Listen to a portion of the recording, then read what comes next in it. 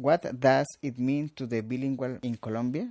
Colombia is a country that tries to compete with the various countries in the region, especially with the more developed. In this attempt to participate in the modernization process, it is necessary to have knowledge of another language, mainly in English.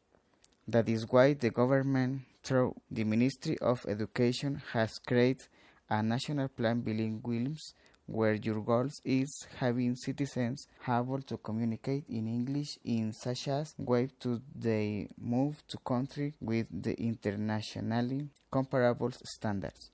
The government supports this plan in the basic standards of competence and basic rights of learning.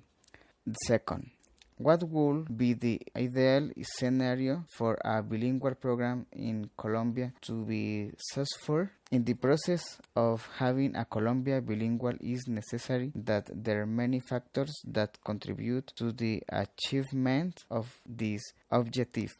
Factors such as time, space, and infrastructure. Time, because a second language by acquisition is a slow process with the help of native speakers and easier to acquire. National space, because the reality of Colombia is that process of bilingual education is given more attention some urban areas, but forget the rural sectors in particular. Finally, the infrastructure plays an important role because many of the institutions not have teaching materials, a bilingual classroom, and much less easy access to communication with native speakers. 3. What is the meaning of students are seen as a monolithic population? The National Plan of Bilingualism, competence standards, basic rights, learnings, and general provisions of the Ministry of Education have contents for a monolithic population and forget that Colombia is a country with great diversity of culture, with a huge gap in the economic basic service and easy access to quality education. Monolithic students, according to the government, are one piece, a whole that must be treated the same. And therefore, all children in the country have the same capabilities and opportunities to learn the same things, such as students after high year must have a B2 level in English. 4. What are the main critics to the National Bilingualism Program?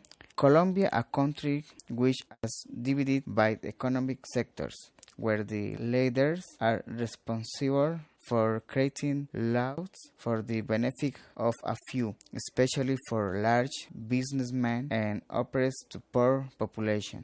In other words, a government that bases its ideals under corruption and patronage. The National Program of Bilingualism in Colombia is another example of a plan designated for minorities because this program is due to economic and transnational political agendas. It is also designated to reduce the budget and the benefits to public education, and this makes education private have greater opportunities and better quality. 5. How is globalization connected to education and language policy in Colombia?